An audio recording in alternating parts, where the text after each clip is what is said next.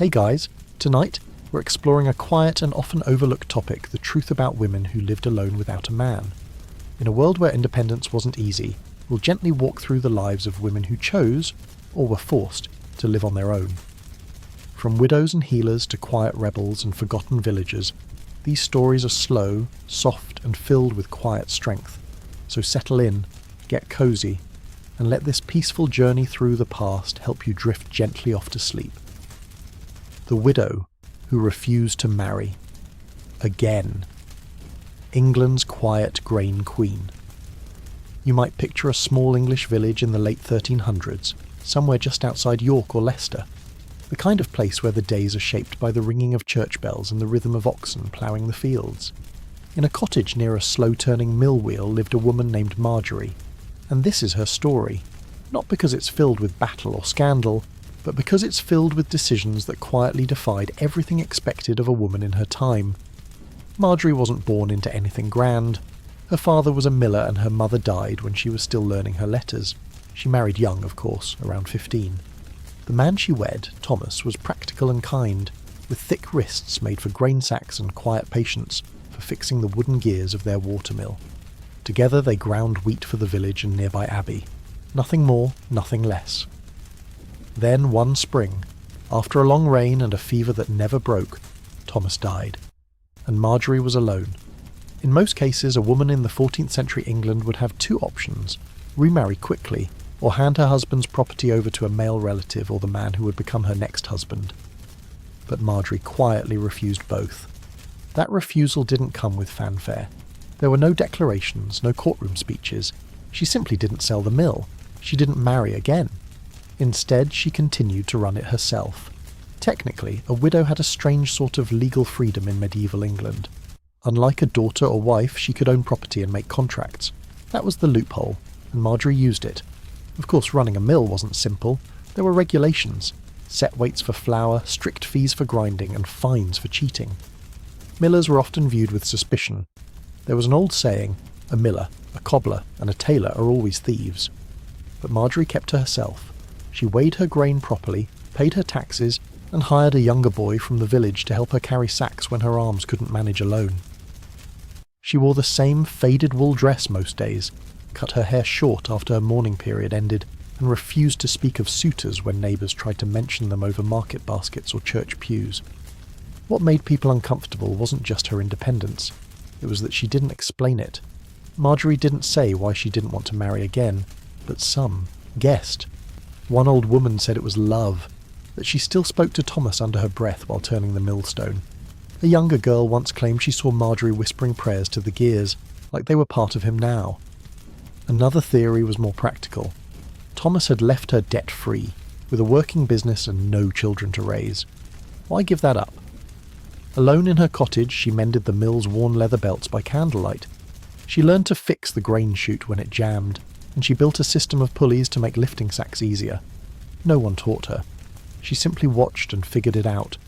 You can picture her at dusk, hair tied back, hands dusty with flour, face calm as the water pushed the wheel outside her window.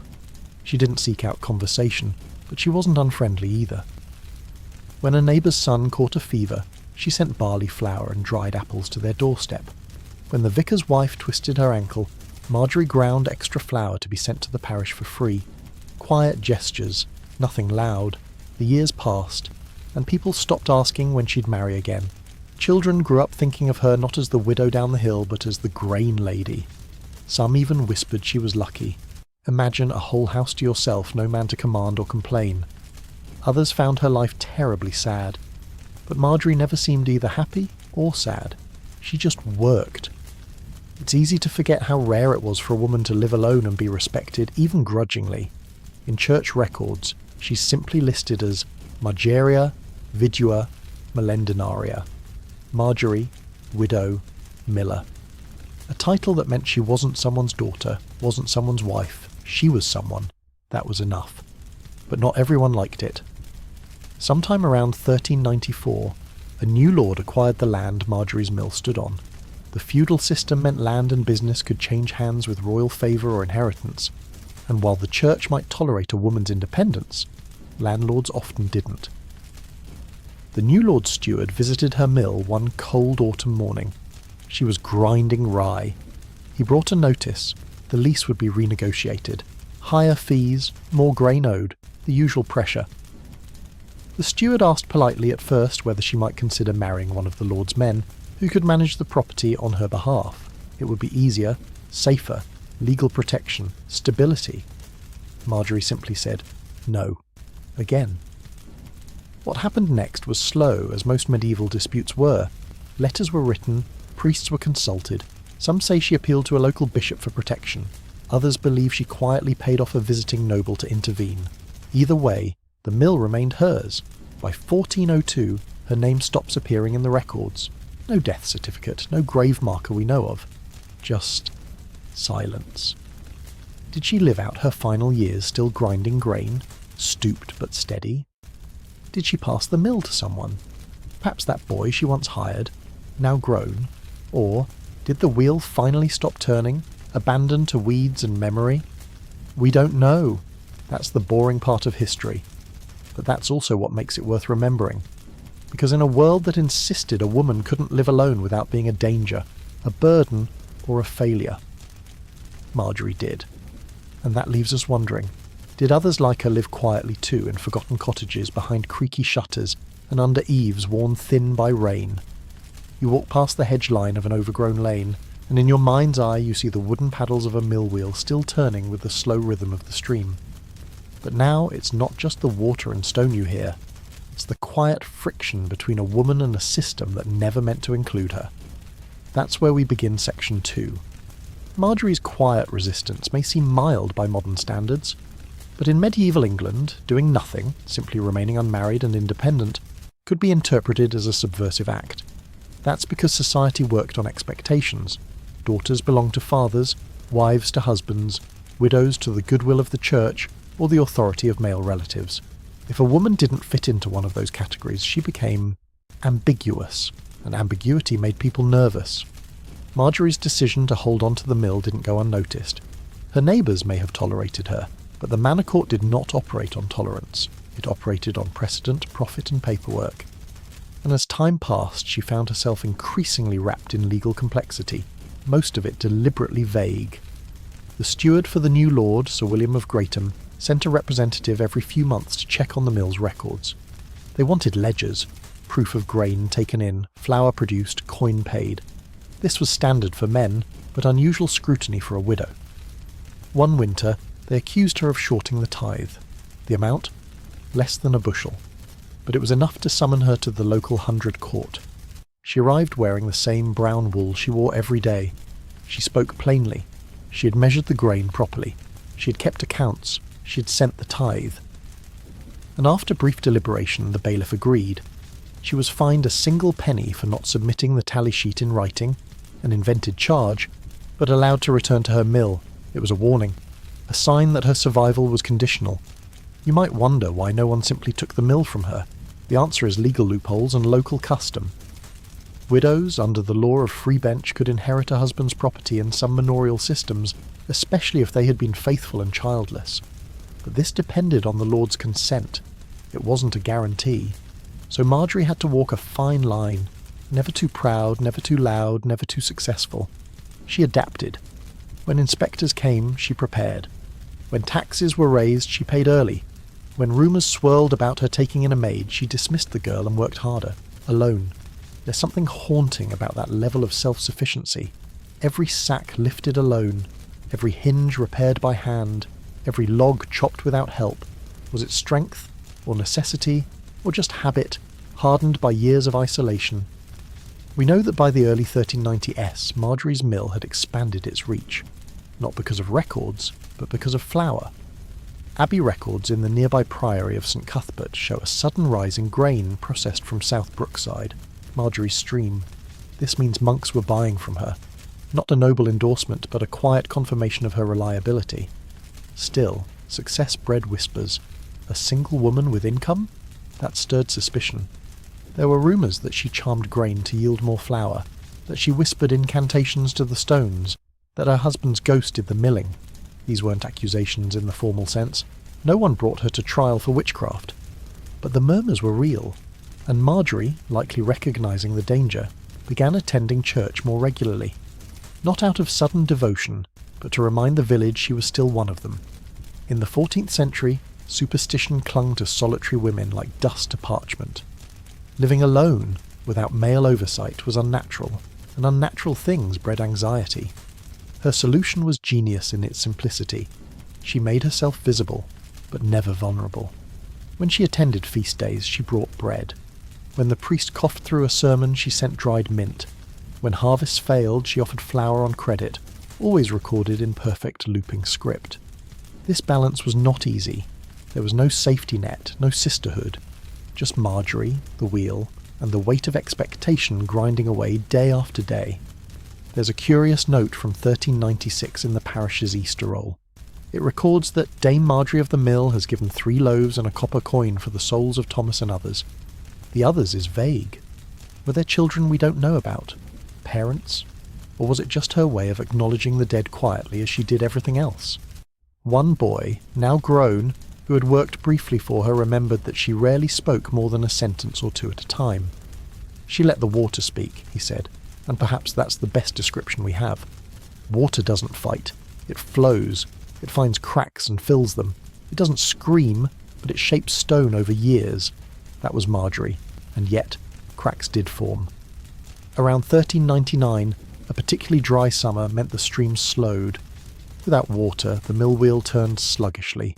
Marjorie adapted by grinding smaller batches, working longer hours into the night. But income dropped. Her levy payments fell behind. Sir William's steward sent a final warning: back payments or forfeiture of the mill. She had 1 month. She paid barely. The records suggest a loan or favour repaid by a local friar. We don't know the terms, but she held on to the mill for now. What's striking is that, through all this, threats, taxes, dryness, rumour, Marjorie never left. She didn't flee to another town. She didn't fold into a convent or marry for protection. She remained. Alone, yes, but not unseen. And as the century closed, people began to refer to her not just as Marjorie the widow, but Mistress Marjorie. A subtle elevation, a recognition. Not nobility, not authority, but perhaps finally respect. Still, the weight of years was heavy. Her back curved more. Her fingers stiffened. Her eyes, long adjusted to candlelight and dust, faded. By 1402 the entries vanish. Not abruptly, just a tapering. Like the final turn of a wheel before the stream runs dry. What happened then? Did she die quietly in her sleep, alone beside her ledger? Did someone find her? Was she buried in the churchyard she once donated bread to? Or did someone else, another woman perhaps, take up her place, even for a season? And deeper still, did Marjorie ever want companionship? Or was solitude not her burden, but her sanctuary? By the time the name Marjorie disappears from parish rolls and grain tallies in the early 1400s, England was already shifting. The country had survived the Black Death, watched a boy king grow into a troubled monarch, and seen trade routes stretch out toward the Low Countries. In the background of it all, small lives like Marjorie's unfolded, not in the pages of grand history books, but in inked ledgers, crop reports, and the memories of villagers who rarely left their birthplace. But what do we make of Marjorie's final years, and what remained of her once she was gone? The mill itself likely survived longer than she did. Mills were durable, especially those built along a steady stream. Though the water might dry some years, the structure, wooden wheel, stone base, the grooved millstones, was built to last. But a mill without a miller was an idle thing. Unless passed on, it would fall into disrepair within seasons. Rats, moss and mildew would take hold, and soon it would become just another ruin on the outskirts of memory. Yet there are some signs, small, barely noticeable signs, that suggest Marjorie did not let her work vanish with her. A 1404 manorial record references a Henricus, Molitor de Brookend, paying rent for a partial estate formerly held by a widow. Historians believe this was likely Marjorie's mill. Whether Henricus bought it, inherited it, or was a relative is unclear. The word Molitor simply means miller. He might have been anyone. But the phrase formerly held by a widow tells us someone noticed her absence. That her life, unadorned by fame or scandal, still left a legal shadow. the mill is never again listed under a woman's name, and so it seems that while Marjorie's story ended quietly, it did not vanish. Even centuries later, amateur historians and archivists come across her name in passing. Margeria Vidua Molendinaria. Some dismiss her as just another line in a land record, but others, those who linger a little longer, start asking, who was she? What made her refuse to follow the path laid out for her? It's tempting to paint her as a proto-feminist or a rebel, but that wouldn't be entirely fair. Marjorie didn't fight the world. She endured it. She adapted within it. And perhaps that's more powerful in the long run, because the truth is, most women in history who lived alone didn't do it to make statements. They did it because they had no choice, or because it was safer, or because they had carved out a small rhythm for themselves and feared it would vanish if a man entered their lives again. And these rhythms, of bread rising, grain grinding, floors sweeping, candles dimming, formed the real heartbeat of medieval life. Marjorie's life was filled with those rhythms. Each day began with firewood and ended with flour dust. Her world was small, bounded by the stream and the stone threshold of her cottage. But within that space she held an entire economy together. Families fed their children with her flour. Monks baked communion wafers from her sacks of wheat. A local boy learned how to calculate weight and measure in her barn. A priest lived longer thanks to the healing herbs she tied with twine. None of these things are recorded in detail, but they happened. Because women like Marjorie were the infrastructure of survival, even when no one sang songs about them. What happened to her belongings? A spinning wheel, a chipped bowl, a scarf worn thin by wind, and perhaps a small wooden cross carved by her late husband, likely scattered, repurposed, or simply discarded as generations moved on. And yet, if you walked the edge of that village in spring, you might still see the foundation stones of an old mill, covered in ivy, sun-warmed and silent. You might think of a woman standing by a slow-moving wheel, checking grain with calloused fingers, staring out into the woods not in loneliness but in thought. She lived quietly. She resisted gently. She endured completely. Marjorie's story reminds us of the countless women who lived lives full of labour, thought, care, and quiet resistance, without ever raising their voices. And in this, a final question lingers, like the last creak of a turning wheel before dusk. How many more Marjories were there? Forgotten in records, remembered only by the soil their footsteps pressed, and the bread their hands helped bake. She lived in a tower, the reclusive noblewoman of Venice. You walk the narrow stone streets of 15th century Venice, just as dawn paints the canal water silver and the city's famous bells echo faintly from San Marco. The scent of brine and old wood hangs in the air. High above you, from a pointed window framed by pale stone, a single curtain stirs. Someone is watching, though no one has seen her in years. Her name was Elisabetta Moro. Born in 1426 to a noble family in decline, she lived nearly all her life behind the thick walls of a crumbling tower home just beyond the Campo San Barnaba. Locals referred to her, not unkindly, as La Signora del Silencio, the Lady of Silence. She was not a nun, not a widow, not a prisoner. She was something rarer, a woman of means who chose to live alone, away from men, away from the world, and away from the noise of Venice itself. Her family's dwindling fortune allowed her just enough wealth to avoid marriage and maintain her autonomy, but not enough to restore their fading social standing. That, perhaps, was the key to her freedom. The tower itself was a relic even in Elisabetta's time. 4 floors of creaking wood beams, stained glass windows shaped like teardrops, and one small rooftop garden where ivy spilled between ancient stones. Her father, once a minor diplomat to the Papal States, had purchased the home as a symbol of rising status. But when he died suddenly from a fever after returning from Florence, Elisabetta was only 17. She never left. Her 2 brothers moved away. One joined the navy, the other died during a skirmish on the mainland. Her mother lived with her for a while, quietly, almost invisibly, until she, too, passed. And then there was no one left. At first, Venetian society was curious. An unmarried noblewoman in her 20s, running a household with no male guardian, was not common. But as years passed, people grew used to her absence from the city's balls and processions. Her family's name had lost weight, and Elisabetta, deliberately, allowed it to fade. Still, she was not entirely invisible. Once a week her servant brought goods to market, always paid for in coin, always wrapped in delicate paper bearing her family seal. Letters arrived monthly, written in Elisabetta's careful hand, often addressed to monasteries or book merchants. And occasionally, a note would appear tucked beneath a baker's cart or a seamstress's curtain, requests for particular cheeses, olive oil or ink made from walnut husk. There were whispers that she was mad, or disfigured, or cursed.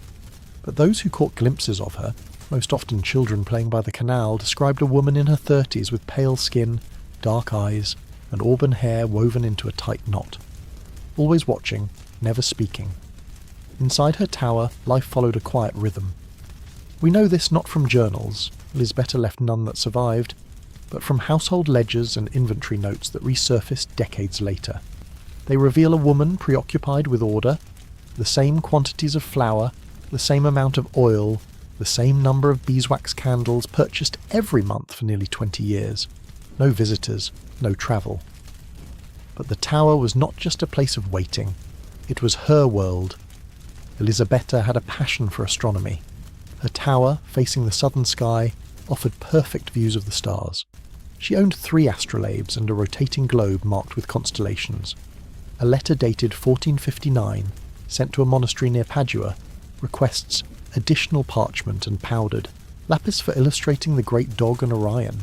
It was signed simply, E. Moro, from the tower at San Barnaba. She was also deeply interested in herbal remedies. One merchant described her as obsessed with mint and rosemary, ordering them in such volumes that nearby households began planting more to meet demand.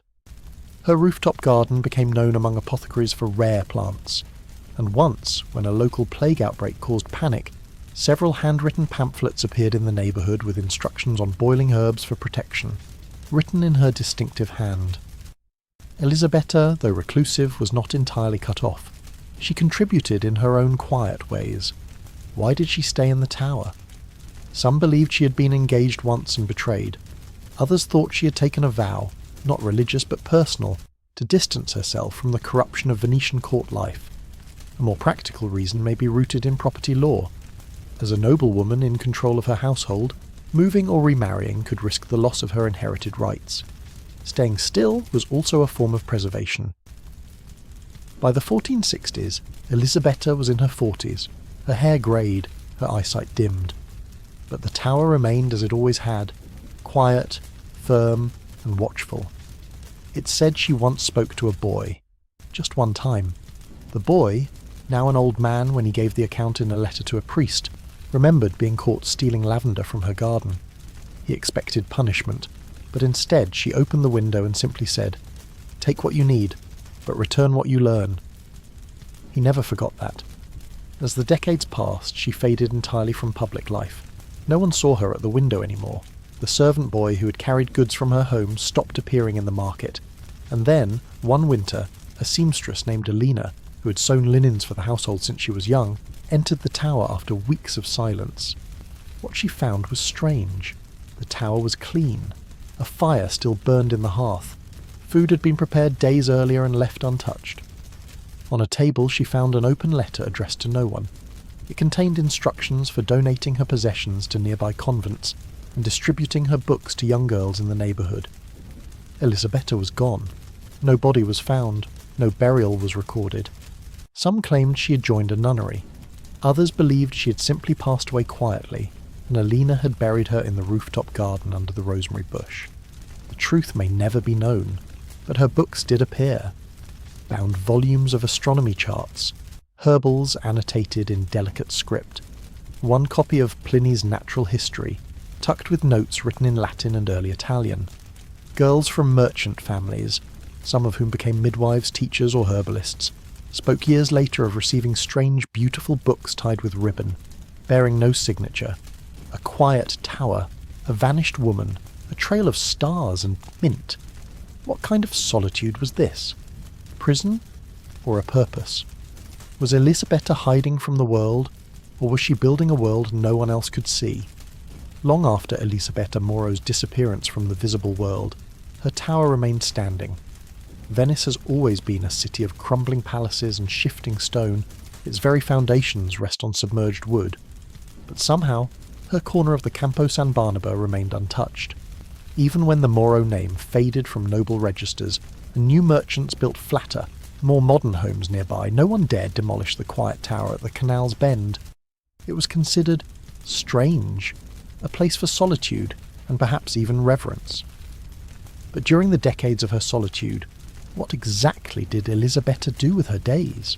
To understand, we must look at what survived, not in dramatic confessions or portraits, but in marginal notes, order receipts, and shipping ledgers. She had a chair by the second-floor window. That much is almost certain.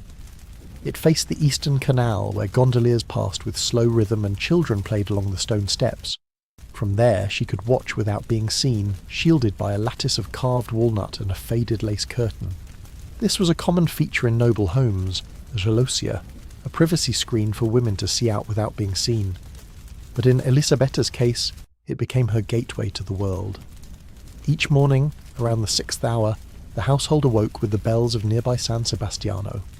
Her only companion, a maid named Rosa, whose name appears in 2 ledgers and 1 letter, would stoke the fire and prepare a small breakfast. Often bread soaked in warm milk, a preserved fig and bitter coffee when it could be obtained. Elisabetta was not poor, but neither was she indulgent. She lived with intention. By mid-morning, Rosa would bring up her writing tray, a thin plank of beechwood fitted with inkwells and compartments for sharpened quills.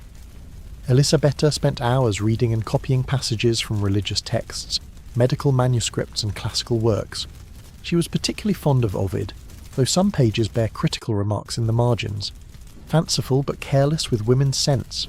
She was also deeply interested in the workings of the body. Her preserved notebooks, now held in the Marciana Library, include herbal treatment recipes, notes on menstrual cycles, fevers, toothaches, and melancholy. Remarkably, one small book features a system of coloured beads sewn into the binding, a rudimentary calendar tracker, possibly for marking lunar cycles or dosages. This was a woman who, despite withdrawing from society, paid intense attention to the rhythms of the world, the stars, the tides, the markets, and the frailty of the human body.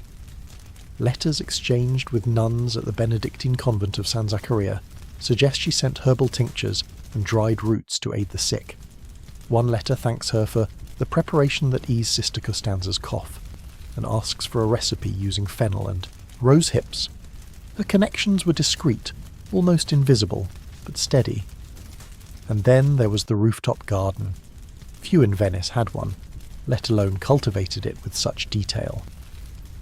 But Elisabetta's tower had a flat upper platform, walled on 3 sides and open to the sky. Through oral tradition and the account of Rosa's great niece, written many years later, we know she kept a carefully planned arrangement of pots and soil beds. Mint, rosemary, rue, lavender, wormwood, sage and marjoram. Medicinal plants mostly, not for beauty, but for use. There, beneath the open sky, she is believed to have spent her afternoons in study and care. Some think she timed her garden by the stars, planting according to lunar phases and harvesting at solstices. This practice, while not unique, was rare among noblewomen and more commonly associated with monks and apothecaries. Neighbours occasionally caught glimpses of her through a curtain flutter or the creak of a wooden shutter. She wore dark colours, not the fashionable golds or sea blues of Venice's high ladies, but deep greys and muted earth tones. Her robes were simple, but of fine wool. Her hair, even in age, remained tightly coiled and tucked under a headscarf, and always her eyes scanned the streets below, watching, not with fear, but with fierce, quiet observation. Elisabetta's relationship with the city was like that of a scholar to a text. She read it constantly, made notes, and never stopped analysing the movements of people, boats, traders, and seasons. And yet she never stepped foot in it again after her early 20s. What was it that made her turn away so completely? Some argue it was the political scandal involving her cousin Niccolo Moro, who had been implicated in a bribery case involving salt taxes. His disgrace and the family's fall from grace may have cast a long shadow. Others point to a broken engagement, an alliance that had been arranged and then dissolved when her dowry failed to meet expectations. But perhaps the truth is simpler. Perhaps she found the city too loud. Venice, after all, was a cacophony of commerce, shouting sailors, clanging metalwork, the splash of oars, and the constant murmuring of rumour. Elisabetta had once written in a letter to a convent, "Even in prayer, the city insists on its noise." Her tower, then, was her answer, a place where silence was not absence but refuge. And there was one other detail, rarely noted but quietly powerful. Elisabetta was one of the few women in her generation to avoid the forced seclusion of a convent and the forced confinement of marriage.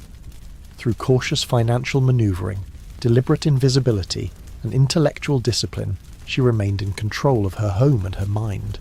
This, in the 15th century, was radical. Yet she made no speeches, wrote no manifestos, fought no battles. She simply lived, fully and deeply, in her own space. The city changed beneath her tower. The canals narrowed with silt. The bells changed hands. The Doge died, another rose, and still Elisabetta remained, watching, learning, writing, growing. And so the question remains, was she resisting the world, or building something new in its silence? When Elisabetta Moro's tower finally went quiet, it did so with the same quiet dignity that had defined her life.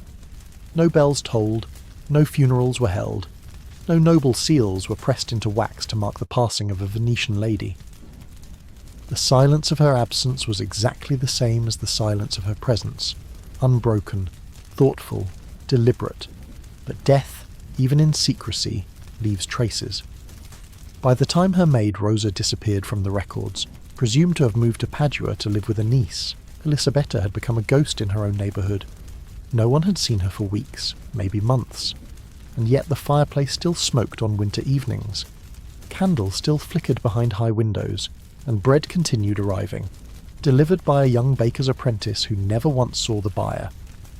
It wasn't until Rosa's niece Alina, an amateur seamstress, entered the home that the truth was finally guessed. Alina had visited many times in her childhood, often dropping off spools of thread, linens and candles wrapped in oilcloth. She remembered the narrow stairway, the scent of lavender oil, and the silent woman with large, sharp eyes, who sometimes appeared at the top of the stairs and nodded once before vanishing again. When Rosa stopped sending for supplies, Alina grew worried. Weeks later, she took her courage in hand and returned. The door was unlocked. Inside, everything was in place, dustless, undisturbed, and strangely calm. There were signs of a meal, neatly prepared but uneaten. A kettle, still half full of old water, a wool shawl folded on the windowsill, and on the table, a sealed envelope. The letter, still preserved in a private collection today, was addressed to no one in particular. It contained instructions written in Elisabetta's careful hand for the distribution of her belongings. The books may go to girls whose families will not send them to school, the herbs to the convent, the money to Rosa's family, the tower may stand or fall, that is not my concern. There was no dramatic farewell, no explanation, no poetry, just a final line. Let me disappear without a sound. I have lived entirely in silence. I ask only to end in the same. Elisabetta was never seen again. Her body was never found. There were no records of burial in any nearby church or convent. No one claimed her estate, and in time the tower passed into the quiet ownership of the state, then stood empty for more than a century. It became something of a legend. Children in the 1600s called it the Witch's Tower. Lovers dared each other to knock on the door at night. Some claimed they saw lights in the rooftop garden. Others told stories of a woman who wrote the names of men in a secret book and cursed them from above. But the truth was quieter and far more interesting. In the early 1700s, a scholar named Pietro Zanetti, researching the history of women apothecaries, stumbled upon Elisabetta's herbal notes. He found them stored in the archive of San Zaccaria Convent, mistakenly filed under a nun's name. Inside were dozens of pages of botanical drawings, treatment instructions, and astrological observations. Many of the annotations used common dialect, clearly meant to be understood by local women, not doctors, not scholars. The handwriting was unmistakably the same across each document, careful, consistent, free from flair but full of clarity. It was the hand of someone not just studying the world but translating it. Zanetti followed the trail. He uncovered references to letters exchanged with convent libraries in Padua and Mantua. He found records of deliveries to book merchants, always under the same initials, EM, and several unclaimed dedications in early printed herbals that thanked a lady of Venice for her generous corrections and support. But the real legacy of Elisabetta's quiet life wasn't in the margins of medical books. It was in the hands that turned those pages later. The girls who received her books, many from merchant and artisan families, passed them on. Some were taught to read by older sisters or cousins. A few, remarkably, went on to become midwives and herbalists. One, Lucietta della Scala, later wrote a small handwritten pamphlet on childbirth in early modern Italian. In it she thanked the lady of the herbs who gave me the first words I ever read. No one remembered her face. No one painted her portrait. Her name faded from noble charts, but her influence trickled, like water through a garden, into hands that needed it. Centuries later, when scholars debated the presence or absence of learned women in Renaissance Italy, most pointed to nuns, queens, or court ladies. Few mention reclusive women like Elisabetta, who neither published nor paraded, but still carved out a space of thought and knowledge. The irony is clear. She lived alone in a tower, unseen by the world, yet she managed to affect it. Her story remains an exception, but perhaps also a quiet reminder of possibility. Because sometimes history does not roar, sometimes it whispers. It rustles in paper, curls in ink, and tucks itself between the pages of a book passed from one girl to another. And sometimes the most radical act is not escape or rebellion, but silence, chosen freely. So as you walk past the Campo San Barnaba today and look up at that aging tower, you might wonder, what other women, hidden in the folds of time, shaped history by simply refusing to be seen? The Weaver's Widow. Life without a husband in 14th century Norwich. The streets of Norwich in the 1300s were not quiet places. Horse hooves clattered over worn cobblestone, carts creaked under the weight of barrels, and the air was thick with the chatter of vendors, apprentices, and clergy. From the cathedral spire to the river Wensum, the city pulsed with wool and worship, and on Pottergate Street, tucked behind a workshop filled with looms and dyed thread, there lived a woman alone. Her name was Agnes Trussell, and she had once been the wife of a weaver, a modest but steady trade that kept a roof overhead and soup on the fire. When her husband, Walter, died during one of the many waves of plague that swept through East Anglia, it was expected that Agnes would do as most widows did, remarry quickly or enter the care of a nearby religious house. But Agnes had a different idea. She stayed put, and unlike many women of her station, she did not retreat into mourning robes or rely on distant cousins for charity. She took over the loom. This may not sound revolutionary today, but in 14th century England it was a quiet defiance. Women did spin, card, dye, and sell goods, but operating a full weaving workshop, setting prices, hiring apprentices, negotiating wool deliveries was considered the work of men. Yet Agnes stepped behind her husband's wide wooden loom and resumed production within a fortnight of his burial. The local records from the Norwich Guild of Weavers, dyers and fullers are sparse, but her name appears at the edges, once in a payment ledger, once as a client of a wool broker, and once, most tellingly, as a source of dispute when a young male journeyman accused her of unfair pay. She defended herself, in Latin, which shocked them more than anything else. Agnes had learned to read and write from a monk who once rented their upper room. Walter considered it harmless, even amusing, that his wife copied sermons into her spare parchment. But it was more than amusement for Agnes. She saw literacy not as a luxury, but as a tool. That ability now served her well. When the journeyman complained to the guild, she responded with a letter citing precedent and fair practice. She enclosed her calculations. It wasn't just competence, it was confidence. Still, Agnes Trussell's life wasn't one of open rebellion. She never challenged the church, never protested at market. Instead, she worked, day after day, with steady hands and a sharp mind. She became a fixture on Pottergate. People began referring to her house as the widow's place, though some didn't mean it kindly. Men grumbled about a woman hiring help. Others whispered about her dealings with travelling dyers from Flanders. A few accused her of being too forward, too free, with her accounts and ledgers. But she kept her shutters open and her books cleaner than most. What set her apart wasn't just her survival. It was how quietly, methodically, she expanded her world while remaining within its boundaries. She did not leave Norwich. She did not seek a new husband. She simply refused to vanish. And more curious still, she began to attract other women. Young girls who had no brothers, older women who'd lost husbands to war or fever, spinners with bent backs and calloused fingers. They started stopping by her house. At first it was for scraps of cloth or advice on dye. Then it was for small repairs or help with letters or coins borrowed and paid back in eggs and onion bundles. By 1373, nearly a decade after Walter's death, Agnes Trussell was not just a weaver. She was a quiet centre of gravity in a neighbourhood of unstable lives. She also began keeping lists, not just of her materials or customers, but of names of women who came to her door, with notations like good eye for pattern, or knows her saints well, or wary of men, probably wise. It wasn't a business ledger, it was something else, a living archive of the overlooked. Only 2 of these notebooks survive today, housed in the Norfolk Heritage Centre. The pages are rough, the handwriting uneven, and many of the names are lost to time. But the tone is unmistakably deliberate. This was a woman paying attention, not to nobles or knights, but to neighbours, to the women who slipped through the cracks. Agnes also had a habit, noted in local memory, of giving gifts wrapped in old sermon pages, a spindle, a comb, a bit of thread dyed crimson.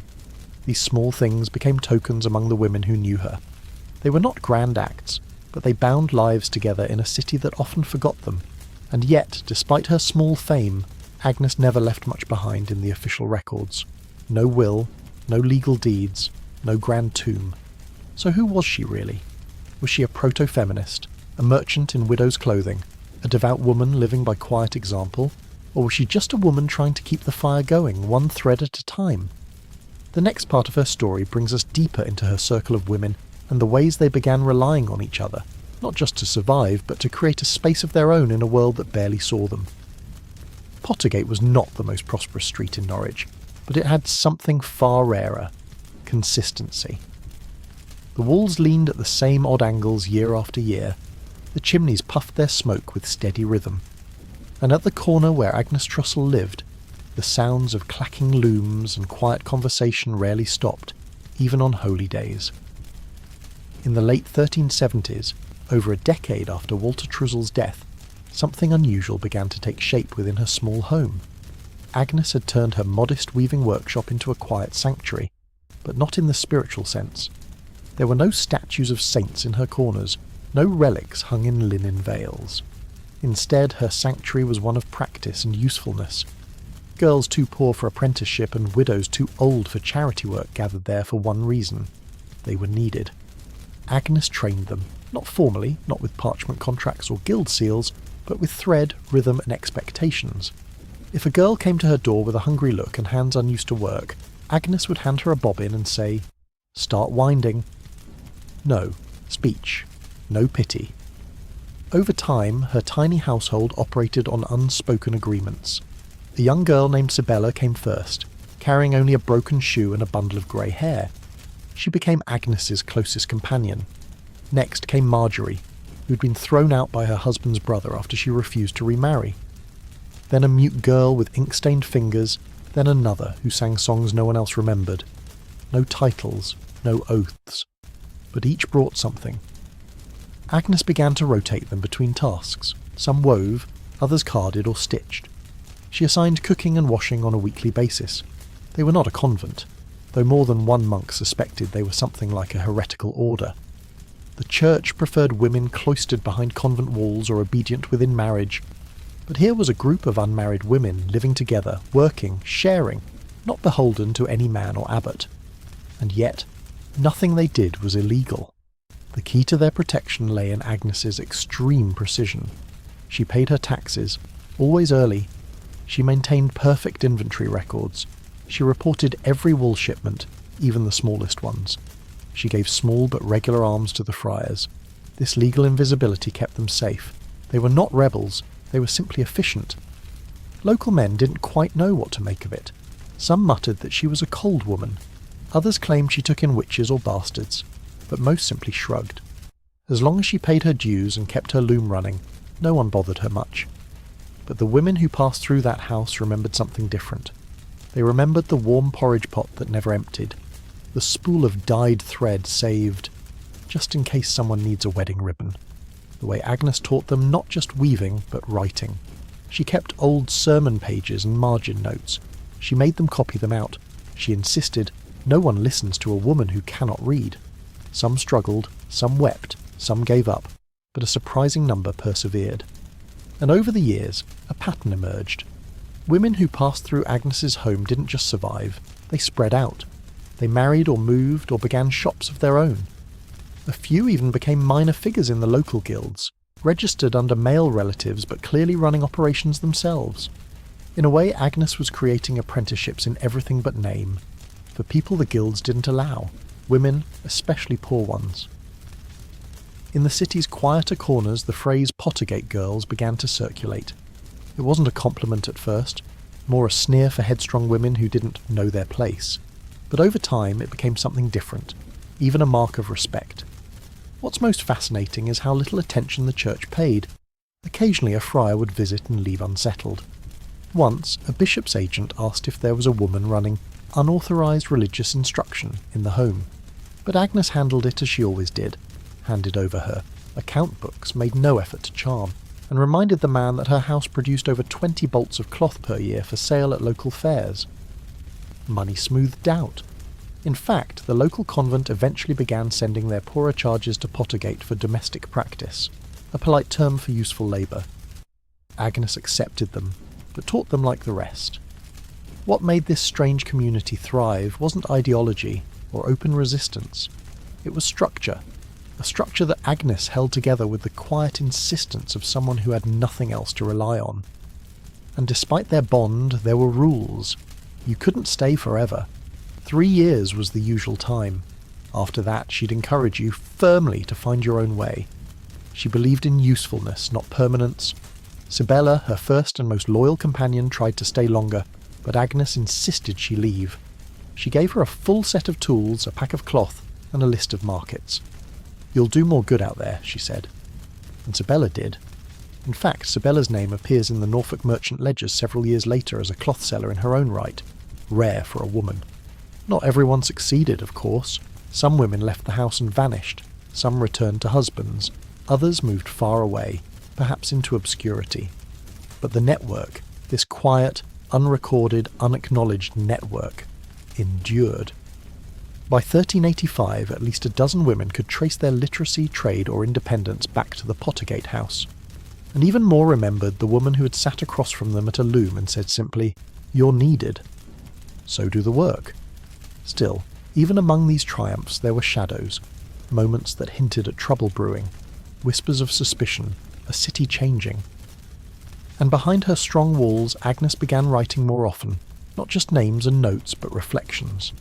In one entry from a surviving page, "When they come for what they do not understand, I will show them the numbers, but if they come with fire, I will not run." What did she mean? And why, despite all she built, did she end her life more alone than anyone realised? Those answers come in her final chapter. The final years of Agnes Trussel's life were not marked by drama or downfall, but by quiet retreat. Unlike the women she trained, who left, married, travelled, or started small workshops, Agnes herself never moved far from Pottergate. By the 1390s she was an old woman by the standards of her time, grey-haired, slightly stooped, and slower with the shuttle. Her hands remained strong, but her hearing had dulled. The fire in her hearth still burned steady, and her ledgers remained stacked neatly beside the window. But one by one, the girls stopped coming, not because she'd lost her purpose, but because the world around her had started to change. The Norwich Guild of Weavers had begun tightening its regulations, now wary of informal apprenticeships and unauthorised production. The church had grown increasingly suspicious of laywomen teaching literacy, especially when not tied to any religious order, and even the town criers began echoing fears that too many women were practising trade under the guise of widowhood. Agnes had outlived her moment. She received a warning one winter from the guild. Any further commercial cloth sales without guild oversight could result in seizure. Her name had made its way onto their rolls at last, but not in honour. It was listed under a section titled Independent Production Irregular. To Agnes, this wasn't shocking. She had always known the system tolerated her because she'd stayed small. But now too many women had passed through her home. Too many had succeeded, and success for women alone was not something the Guild was designed to allow.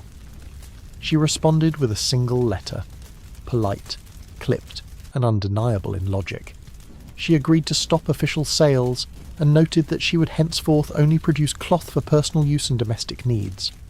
The Guild accepted this compromise, but it came with a consequence. The Pottergate house grew quieter. Some of the women who once gathered there continued to visit, bringing stew or candle wax, or just sitting with her as she worked. But the bustle had faded. The learning, the copying, the shared meals, the laughter in the back room, they were now echoes. And Agnes, for the first time in years, began to spend her evenings alone. She continued weaving, not for sale, but out of routine. Her hands needed the motion. She still took in the occasional girl, usually ones in trouble, bruised or barefoot. But the system she once ran, quietly and efficiently, was winding down. The final surviving ledger of hers is the most fascinating. It's not a record of accounts or cloth weights. It's simply titled, Women I Remember. The names are fewer now. Perhaps she lost earlier pages. Perhaps she only began writing when her mind turned to memory. Each name is followed by a note. Sibella, walked like the wind, good with green dyes. Marjorie, never forgave her brother-in-law, should have learned to laugh again. Alice couldn't read but memorised everything she heard. Joan returned to her father. I hope she lied to him. It's not a list of triumphs. It's not even sentimental. It's just honest. She wasn't building legends, just remembering lives. We know from parish burial records that Agnes Trussell died in 1394. The cause is unlisted, though some oral histories suggest it was a quiet wasting. Likely age and illness combined. There was no will, no headstone survives. But a single entry in the cathedral's burial book lists Agnes Trussell, widow of Walter, weaver. Known for good works, died in peace. That's all. And yet, after her death, something peculiar happened. In the following decade, 4 separate women in Norwich registered small weaving operations under names not connected to male, guardians. 3 of them had once lived on Pottergate. 1 later appeared in Ipswich as a cloth merchant, unmarried, literate, and known for hiring only female workers. There was no formal legacy left behind. Agnes made no speeches, printed no tracts, started no movement. But what she did leave was far more powerful in its quiet way. A model for how women, in the smallest corners of their cities, could gather, share skills, build structures, teach each other, and survive together, without permission, without praise, and often without being noticed. That might be the most radical thing of all. When we think of women who lived alone in history, we often imagine spinsters, outcasts, or cloistered nuns. But there were others, like Agnes, who simply chose not to vanish after loss, who used their solitude not as silence, but as space. She was not famous. She was not forgotten. She was between. And maybe that's the true measure of historical resilience, not to rise loudly, but to endure quietly, long enough that others find their way through your footprints. And so, if you ever pass through Norwich's old streets, pause on Pottergate. There's no plaque, no marker. But beneath the cobblestones, somewhere in the memory of the stones and wind, there was once a house. And in that house, a loom, and at that loom, a woman who didn't disappear. The solitary tenant of Rye, renting a room as an unmarried woman in 16th century England.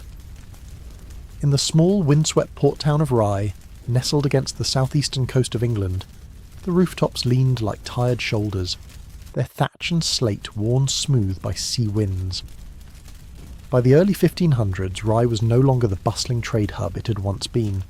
Its harbour silted, its defences ageing, and its fortunes slowly fading. But the people remained. Fishermen, bakers, merchants, and scattered among them, figures who barely made it into parish records. One such figure was a woman known only in surviving tax rolls as Eleanor Lodger. There is no surname listed for her, no known husband, just an address and a few cryptic entries. Upper room over Mr. Westman's bakery, followed by yearly notations, paid in full, late, exempt, sick, paid again. In the bureaucratic world of Tudor-era civic record-keeping, that is all we have. But the absence of detail invites curiosity, because Eleanor's life, like many unmarried women of her day, was lived in fragments, between houses, beneath notice, and often outside expectation. To live alone in 16th century England was not a criminal act, but it was not ordinary either, especially if you were a woman. Marriage was the expected shape of a woman's adult life. A household required a man's legal name to rent property, to appear in market roles, or even to host travellers. And yet, in the tucked-away corners of towns like Rye, some women quietly made other arrangements. The bakery over which Eleanor lived belonged to Thomas Westman, a rotund and perpetually sooty man known for shouting at his apprentices and never giving credit. His shop was busy, noisy, and practical, and above it was a narrow staircase leading to a small garret room with a single window, a fireplace, and enough floor space for a bed, a chest, and not much more. Eleanor had taken that room sometime around 1521, according to local tenancy notes. The building was not legally hers. She could be removed at any time, depending on Mr. Westman's mood or finances. But she had lived there long enough that she was considered part of the building, the woman upstairs. She was not a spinster in the traditional sense, not sewing for others, not kept by family, not affiliated with any nunnery. Nor was she a servant or housekeeper. Mr. Westman's wife once said, "She's not ours. She just stays." This arrangement, living alone in someone else's house but not belonging to their household, was both common and invisible in early modern England. Census records often skipped such individuals entirely, or simply grouped them as non-familial lodgers. But Eleanor's case was slightly different. She didn't move, she stayed, and that raised questions. What did she do? How did she earn money? Why was she allowed to remain? There are a few hints. A scribbled bakery ledger from 1525 lists a weekly payment to Eleanor Cleaning Laundry. A few other receipts list charges for shirt repair, linen mending, and herb bundles, kitchen use. Another ledger, notably in a different handwriting, simply says, Eleanor, quiet. That last one might have been her most valuable currency. In a house filled with flour dust, shouting apprentices, and clattering pans, Eleanor caused no trouble. She did not complain. She did not ask for more coal. She did not gossip. She did not bring in loud guests. She was predictable. In the early 16th century, that was worth more than kindness. Women like Eleanor, unmarried and unattached, were sometimes lumped in with vagrants or masterless folk, people viewed with suspicion by local authorities. But Eleanor stayed within her boundaries. She kept to herself. She offered quiet services and earned a few pennies a week. She mended what was torn, replaced what was missing, swept what others ignored, and in this way she survived. There is no record of her attending church regularly, but the bakery boys noted that on Sundays she would sweep out the stairwell and leave a small plate of dried fish for the cats behind the ovens. She didn't talk much, but her presence was consistent, like the turning of the tide. Occasionally people knocked on her door. Sometimes it was a woman with a child's blanket in need of patching. Sometimes it was the butcher's daughter come to ask for willow bark for a fever. Sometimes it was a midwife asking to borrow hot water and clean linens. Eleanor, it seems, had built a quiet reputation as someone who could be relied upon in moments of need. Not loudly, not proudly, just reliably. She was in many ways a ghost in plain sight, not feared, not rejected, but quietly accepted in the space she carved for herself. Her room, if you imagine it now, likely had a window facing the harbour. She may have sat beside it in the mornings, sewing in the grey light, watching ships pass and thinking of other lives, ones she didn't live. Or perhaps she didn't think that way at all. Perhaps she was perfectly content with her room, her needles, her steep staircase, and her privacy. But the question remains, why did she never marry? Was she widowed young? Was she rejected by a suitor? Did she simply choose a life of her own making, knowing it would be harder, lonelier, but freer? The answer is lost to time. What we do know is that in the parish records of 1537, a notation reads, Eleanor, living alone above Westman's bakehouse, excused from tax due to infirmity. The phrase living alone is underlined. Within a year, her name disappears entirely. No burial record, no inheritance, no transfer of goods. Her possessions, likely few, were either absorbed into the bakery household or discarded. Her room may have become a storage attic. Her chair and bed sold. Her name scrubbed from memory. And yet, she had lived there 16 years. That's longer than many noble marriages lasted in Tudor England. 16 years of warmth, solitude, routine, quiet usefulness, and complete legal invisibility. That is the reality of many women who lived alone during this period. They existed not in defiance of society, but in the margins between its rules. They did not rebel, but they persisted, not by force, but by staying put. But what changed in those final years? What illness struck Eleanor? Why was she so suddenly excused from tax? And what finally brought her quiet life to an end? By 1537, something had shifted. The simple routine that had defined Eleanor's solitary life began to falter. It started subtly. A missed morning sweep. A shirt returned late. The faint scent of untreated illness seeping from the narrow garret stairs. But no one asked questions, not at first. The record keeper for the town's churchwardens, a man known for his precise and finicky writing, had made a single unusual note that year. Eleanor infirm, not to be disturbed. It's unclear who requested this discretion. Possibly the Westman family who had grown used to her quiet presence above their bakehouse and didn't want trouble. Possibly a concerned neighbour.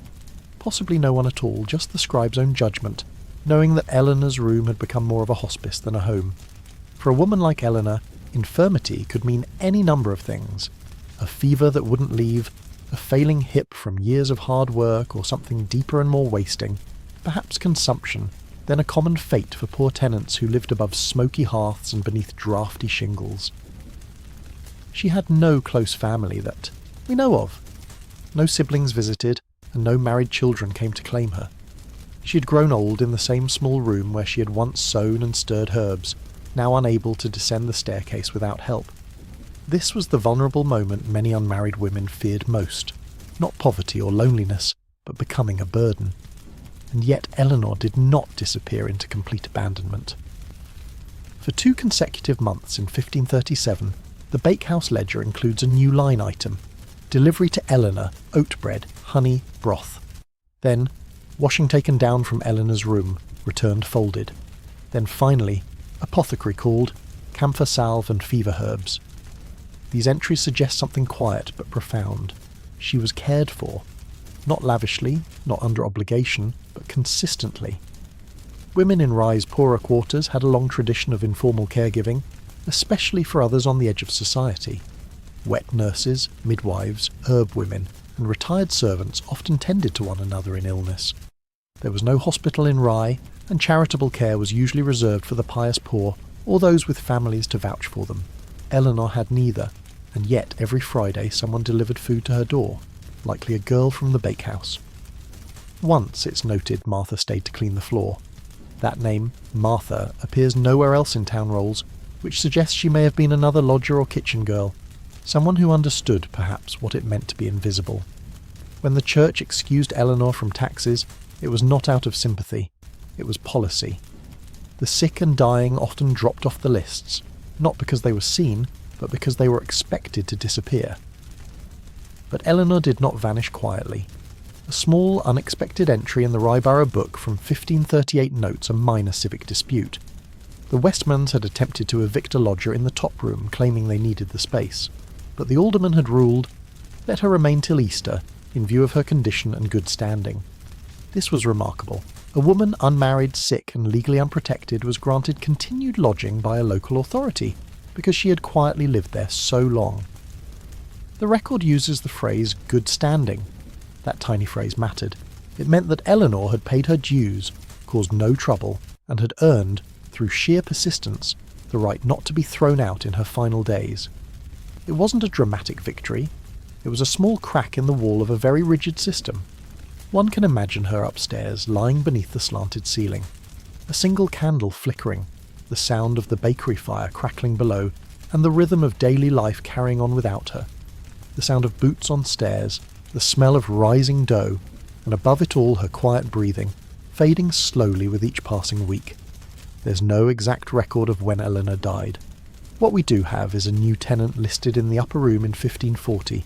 Lettice, wife of James. Vicar a married couple. Respectable. Loud, most likely. Eleanor's death must have occurred between late 1538 and mid-1539. No burial stone exists. Likely her body was wrapped in old linens and taken out through the back alley at dawn, carried by two men who didn't know her well. Perhaps she was buried in the common ground by the chapel, among others whose names no longer mattered. But something strange survives. In a list of unclaimed items auctioned from the bakehouse in 1541, there's an odd line. Small box, carved. Contents: needles, lavender sprigs, one comb, one image of Saint Apollonia. Saint Apollonia was the patron saint of toothaches and women suffering in silence. The box fetched 3p. That's about the price of a loaf of bread. That's all she left behind, a box of small comforts. Yet, within that box, a lifetime. The things she touched, the scents she gathered, the tools she used to make herself useful. That was her legacy. And maybe that's the point. Women like Eleanor did not need to shake the world to survive in it. They learned how to fit between the cracks, how to last longer than systems thought they would, and how to maintain dignity without status. What does it mean, after all, to leave no mark in history, but still to be remembered in tax records, tenancy disputes, and auction ledgers? To be labelled as quiet, infirm, present, and, most remarkably, of good standing. What might her story tell us about the hidden value of the lives we overlook, and how many others lived upstairs, unseen, making quiet marks on a world that never paused to thank them? The year was 1541, and the room above Westman's Bakehouse had a new tenant. Lettice Vicar, wife of James, a barrel maker's apprentice, moved into what was recorded simply as the upper garret. This was the same narrow room Eleanor had called home for nearly 2 decades, but it had changed. The window had been repaired, the floorboards scrubbed, the box of needles and dried herbs sold off with the last of her belongings. There was no plaque, no memory, no official mention. Eleanor, who had defied the odds just by staying put, was now fully replaced. And yet something subtle lingered. In the scribbled notes of the parish record that year, a brief complaint appeared from the new tenant.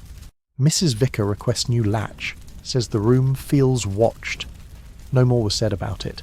Just a flicker of discomfort from someone unused to being alone in that space. Perhaps the room had been more than a room.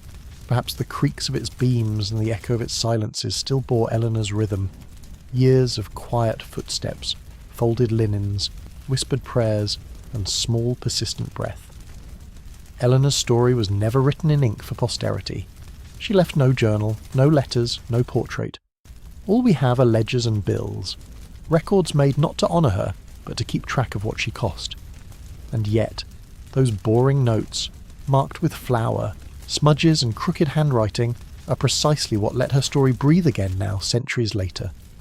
Because for all that she lacked, property, marriage, prestige, Eleanor had what many women of her time did not: continuity. She survived the most dangerous years of womanhood in Tudor England. The childbearing years, the plague years, the hunger years.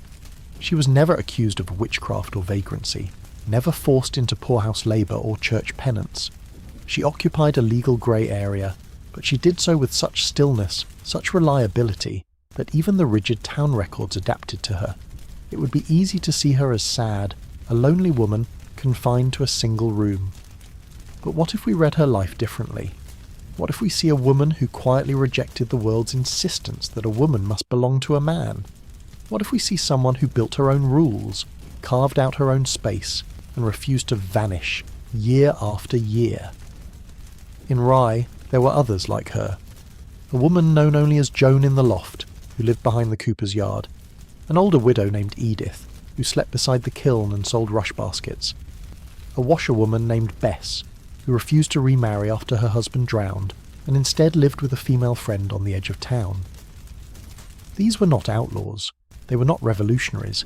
They were something rarer, ordinary women who quietly altered what was possible. Eleanor did not demand rights, but she quietly exercised them. The right to live alone, to refuse marriage, to build a life of usefulness and discretion. In a world where a woman's name usually followed her father's or husband's, She left behind just one name, Eleanor.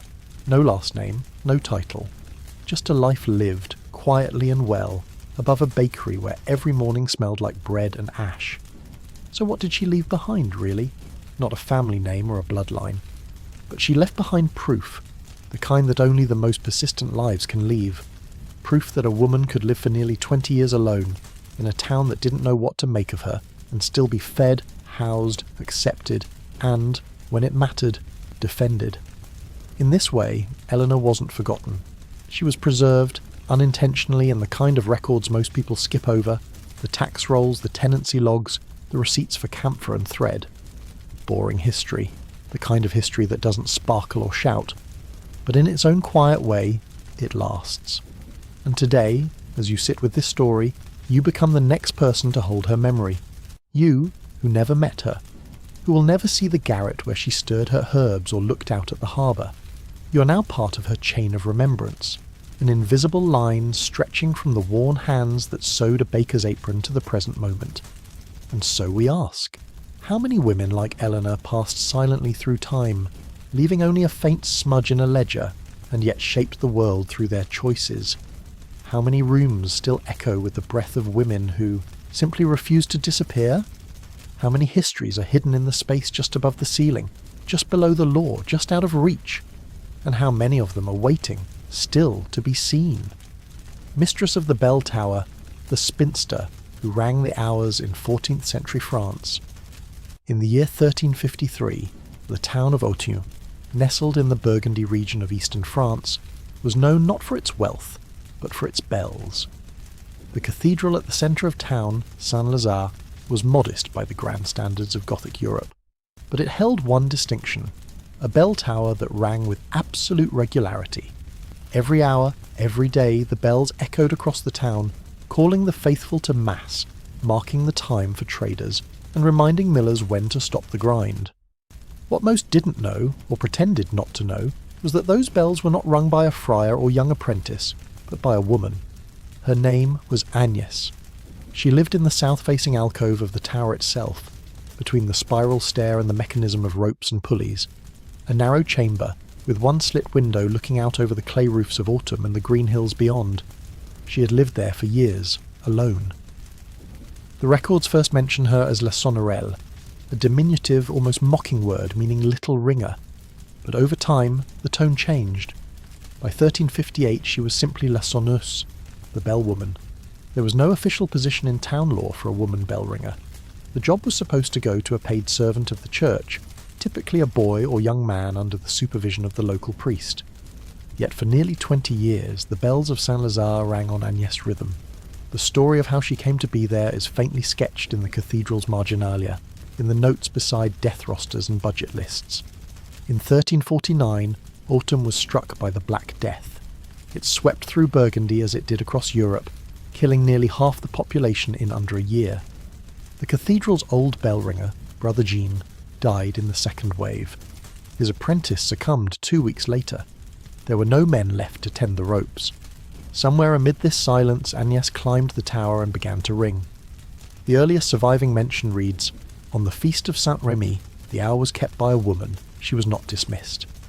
This small note is remarkable, because in the 14th century France, women were not simply discouraged from participating in clerical life, they were actively barred from it. No woman could hold office in the church, no woman could read from the altar, no woman was to ring the bell, and yet in autumn no one stopped her. Likely it began with necessity. The town was grieving, the clergy reduced to 3 men, and the rituals of time, morning Angelus, Vespers, Compline, still had to be marked.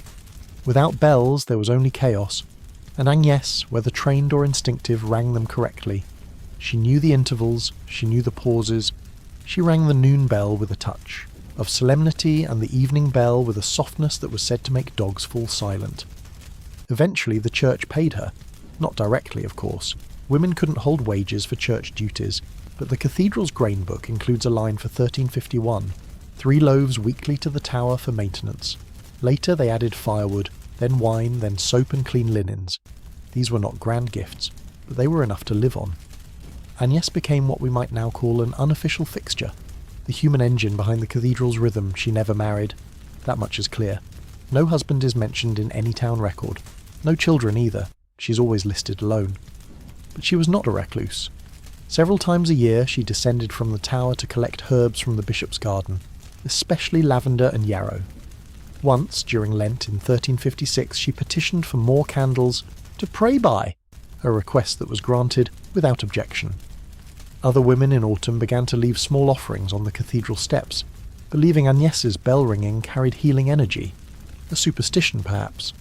But in an age where plague and war had emptied homes, the idea of a woman guarding time itself was strangely comforting.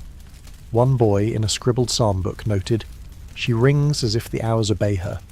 But not everyone approved. A travelling friar, writing in 1355, complained that the dignity of the hour was lost when kept by a woman's hand. He was ignored, because by then the people of Autun had grown used to Agnès, and her hours had become their hours. She rang for births, she rang for deaths, for royal decrees, for market days. When a travelling troop arrived with news of the English burning nearby villages, she rang twice in warning.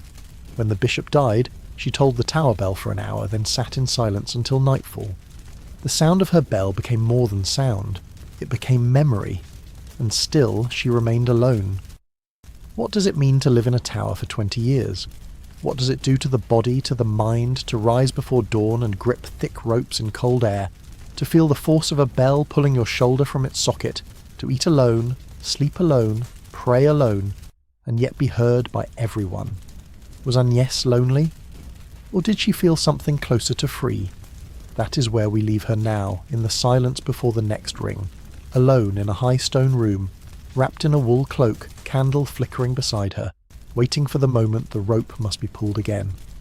Agnès lived in the bell tower of Saint-Lazare for so long that her presence eventually stopped being questioned.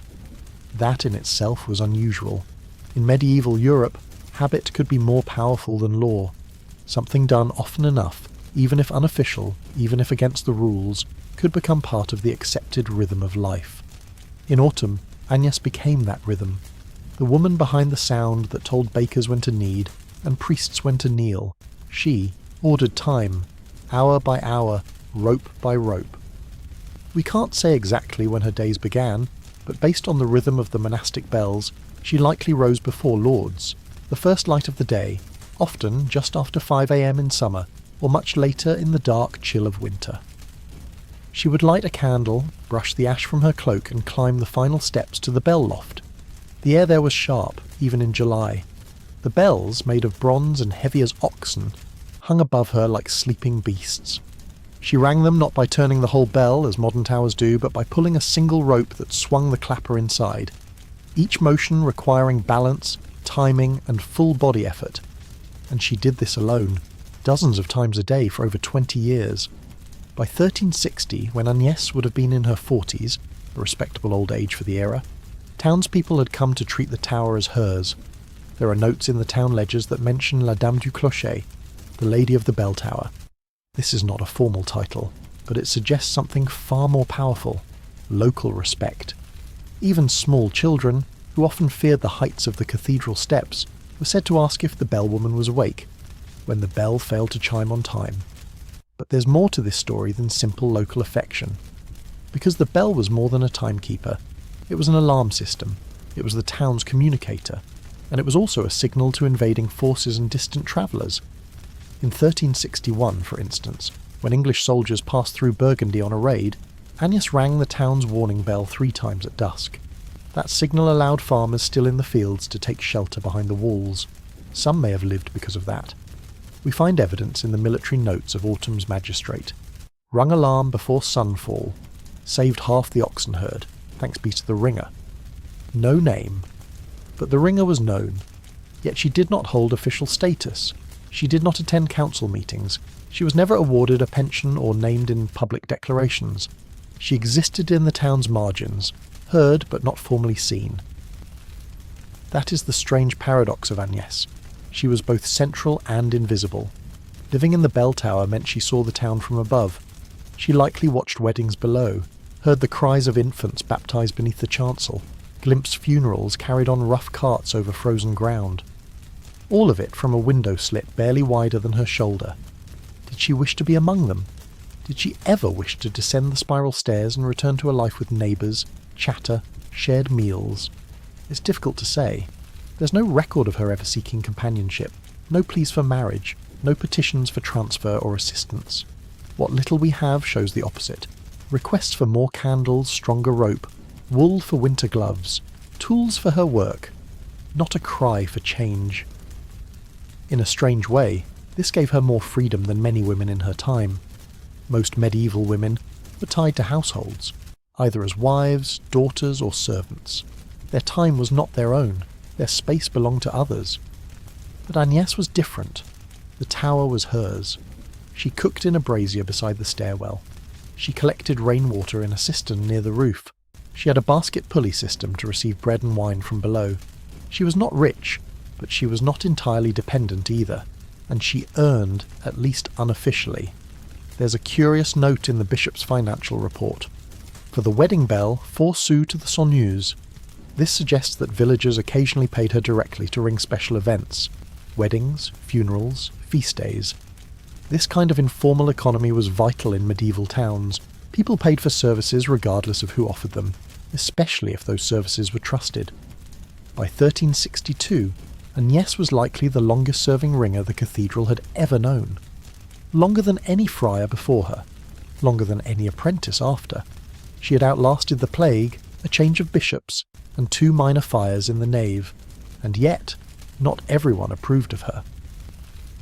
A record survives from 1363, where a visiting cleric from Dijon wrote, "It is a disorder that the holy bell is rung by a woman who keeps no veil, no rule, and no visible obedience. Her voice is heard, yet her place is nowhere in the law." This was a common sentiment among church conservatives. A woman could serve food, a woman could mend robes.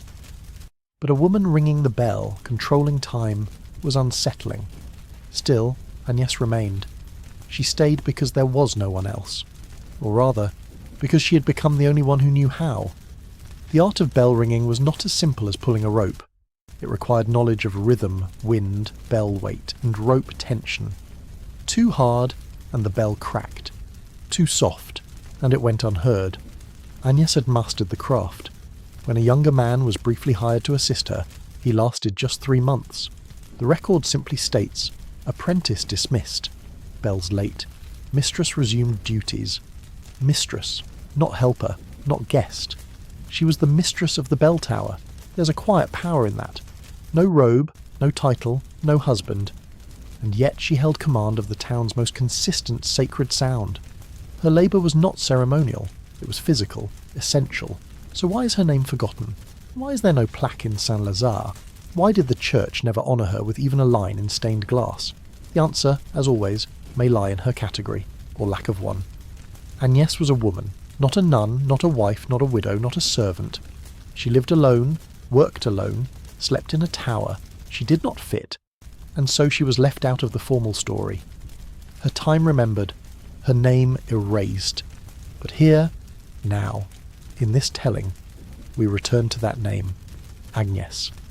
She ordered time for a town that forgot her. She pulled ropes with hands that never held a child, never signed a lease, never carried a marriage contract. She was strong, silent, steady, and she's still up there, in a way, in that narrow room high above the town, keeping the hours no one else would. The bell tolls, and we listen, even now. As the 1360s wore on, time itself began to change in autumn. Not literally, of course, the hours still followed the sun, but how people measured and understood those hours shifted. Mechanical clocks were slowly arriving in some European towns. The first one in France had been installed at the Palais de la Cité in Paris decades earlier. These early clocks were noisy, inaccurate, and enormously expensive, but they signalled a cultural shift. Suddenly, bells did not need a person. They could strike on their own. In autumn, such a mechanical marvel was still years away, but whispers came early. Travellers told stories. Merchants returning from Dijon or Paris spoke of towers where gears turned and hammers rang without a hand on the rope. Some villagers marvelled, others worried, and Agnès in her bell loft listened. No one knows exactly how she felt about these changes. There are no writings from her, no letters, no recorded opinions. Women like her rarely left words behind. Their lives were written in rope burns and muscle memory, not ink. But she likely sensed the change, because in 1367 something in the tower shifted. The bell began to ring slightly off tempo, not often, not dramatically, but enough for the cathedral canon to notice. A note from July of that year reads, "La sonneuse slowed the vespers by 2 minutes. When asked, she said the wind was high. Accepted." That little exchange is telling. First, it shows that Agnès was monitored, even after decades of faithful service. Second, it shows that she answered not with apology or deference, but with a simple technical explanation. The wind was high, the bell shifted, it was not her fault, and the canon, though clearly watching, accepted her word. But the notes continue, in October. Evening bells faint, wood near stair damp, fire sent up. And in December, ringer absent for nonnes. Young Michel rang in her place, not satisfactory. It appears Agnès was slowing. Whether from illness, age or injury, we don't know. She would have been in her early 50s, old by medieval standards, especially for a woman who climbed 50 stone steps daily and wrangled ropes heavier than a sheep. There's no record of any formal retirement, no announcement, no ceremony. She was not a monk after all. She had no vow to release, no habit to hang. She simply stopped. The last known bell rung by Agnès was likely in early spring of 1368. A record in the sacristy log notes. Bells rung by the lady for Palm Sunday. Strong tone, then silence. After that, her name disappears from the ledgers. But something curious appears in the same year's burial register. Agnès, unnamed by kin, buried near the west wall of Saint-Lazare. Silent thereafter. Buried by the west wall. The outside of the church. That was the edge of sacred ground, often reserved for the unclaimed or the lowly, yet still within the holy boundary. Perhaps this was the best they could offer, a quiet place beneath the wall she once guarded from above. No gravestone has survived. If there was one at all, it may have been a simple wooden marker, washed away in the next spring flood. The townspeople would have passed the wall, perhaps paused, perhaps not. But something lingered. In the years following her death, the bells of Saint-Lazare fell silent more frequently. A rotating series of ringers took her place, none for long. Apprentice boys came and went. A deacon tried for 6 months, then left. One man from Beaune lasted 3 weeks. There's even a note in 1370 that reads, almost mournfully, "The bell has no keeper. Time passes unannounced." And then another, "The bells do not sound as they once did." It would be tempting to romanticize this, to suggest that Agnès left some magic behind, that the bell tower mourned her absence. But more likely it was simply that her skill, developed over 2 decades, could not be replicated overnight. Because what she did was not just about pulling ropes, it was about reading the sky, the wind, the mood of the people below. It was about knowing when to strike gently and when to rattle the town's bones. She had learned to make time into something that sounded human.